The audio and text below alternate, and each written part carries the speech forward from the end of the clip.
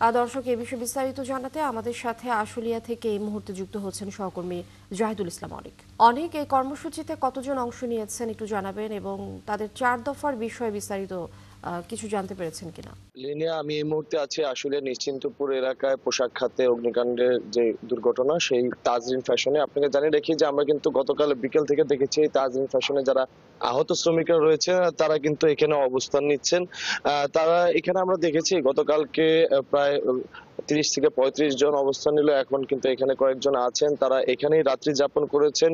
তারা তাদের 4টি দফা দাবি নিয়ে কিন্তু তারা এখানে অবস্থান নিয়েছেন এবং তারা হুঁশিয়ারি দিয়েছেন যদি এই দাবিগুলো তাদের মানা না হয় তারা কিন্তু নিজেদের শরীরে কেরোসিন ঢেলে কিন্তু আত্মহত্যা করবে, এমনটি কিন্তু জানিয়েছেন। আপনাকে জানিয়ে রাখি 2012 সালের 24শে নভেম্বর ঠিক সন্ধ্যা 6টা 45 মিনিটে কিন্তু এই তাজরিন ফ্যাশনে কিন্তু ভয়াল অগ্নি দুর্ঘটনা ঘটে এবং তারপরে কিন্তু এখানে প্রায় শতাধিকের উপর কিন্তু শ্রমিক আহত হন এবং নিহত হন প্রায় 114 জন। আহত শ্রমিকরা বলছেন যে তারা সেদিন এখানে বিভিন্ন ভবন থেকে লাফিয়ে নিজেদের জীবন বাঁচাতে পেলেও কিন্তু তারা স্বাভাবিক জীবনে আর ফিরতে পারেনি। তারা বিভিন্ন দাবি দাওয়া নিয়ে প্রতি বছরই তারা করেন।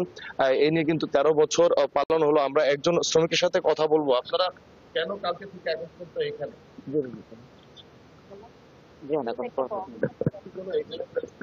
আপনারা জানেন যে আজকে 14 বছর পড়ছে, 13 বছর পার হয়ে 1 যুগ পার হয়ে গেছে। আমরা এনে আমাদের 4 দফা দাবি নিয়ে বসছি।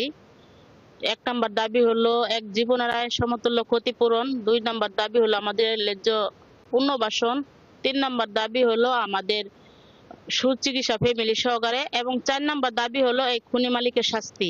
এই দাবিতে আমরা এই জায়গায় বসছি। যদি এই দাবিগুলো না মান্য নেয়, কালকে আপনারা দেখতে পাচ্ছেন আমাদের হাতে কেরোসিনের বোতল এখনো কেরোসিন আছে। আমরা নিজে এই জায়গায় আত্মহত্যা করব এবং এই আত্মহত্যার দায় যারা এটার সাথে আমাদের ক্ষতিপূরণের সাথে জড়িত আছে সবাই থাকবে এবং এই রাষ্ট্র। যেমনটি শুনছিলেন আহত শ্রমিকরা কিন্তু বলছেন যে তাদের দাবি যতক্ষণ পর্যন্ত মেনে না নেওয়া হবে তারা এখানেই অবস্থান নেবেন। লিনিয়া, অনেক ধন্যবাদ জাহিদুল ইসলাম অনেক। আমরা শুনছিলাম তার কথাগুলো। আপনি যুক্ত থাকবেন, আমরা পরবর্তী সংবাদ সংযোগে নিশ্চয়ই এই বিষয়ে বিস্তারিত আরো জানবো।